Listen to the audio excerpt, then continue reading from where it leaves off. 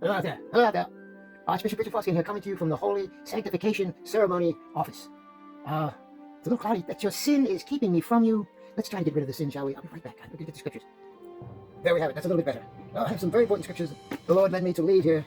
And we're going to do something different this time. We're going to be reading the Life Recovery Bible instead of the Old English, just to see what it sounds like. We're going to do Numbers, and we're going to be talking about the Lord and Moses, and how Moses is influenced, and actually is told things by the Lord. What happens here? The Lord punishes the Israelites. Not only that, what happens with the penalty of breaking the Sabbath? Numbers 15:32. Now one day when the people of Israel were in the wilderness, they caught a man gathering wood on the Sabbath day. That was not a good thing back there. He was apprehended and taken before Moses.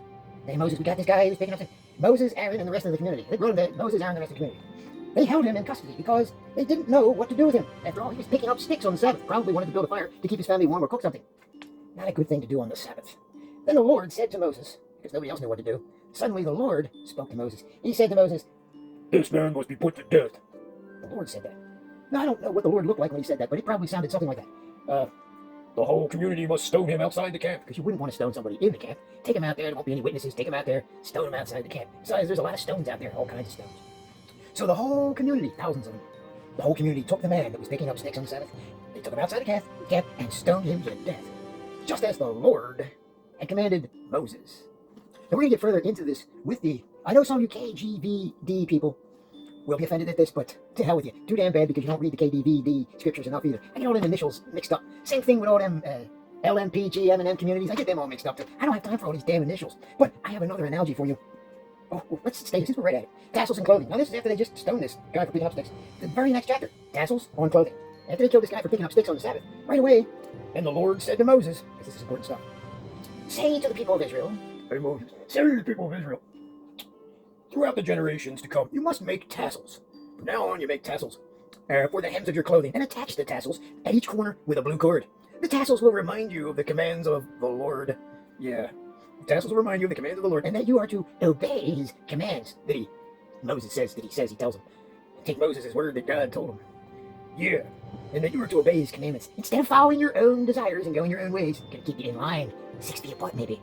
Remember, it's modern day Moses in disguise right before your very eyes. Fools. Yeah, desires, going your own ways as you are prone to do. Yes, they're prone to go your own ways. The tassels will help you to remember that you must obey all my commandments and be holy to your God. I am the Lord your God who brought you out of the land of Egypt, and that I might be your God. That's why I did that. I mean, I'm the Lord your God who brought you out of Egypt, that I might be your God. I want to be your God. Help you out. I am the Lord your God.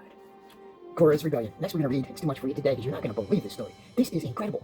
Korah's rebellion. Moses really gets into it here. Anyway, that's enough today. I don't want to confuse too many Christians or anybody else who's interested in the scriptures who claim to believe it and not know what it says. So we're going to stop right there. And then next time, just for the fun of it, we'll bring the Old English back into it again. I think it's going to be really fun. There's going to be earthquakes swallowing people up and everything just because God told Moses to tell them. Anyway, that's about it.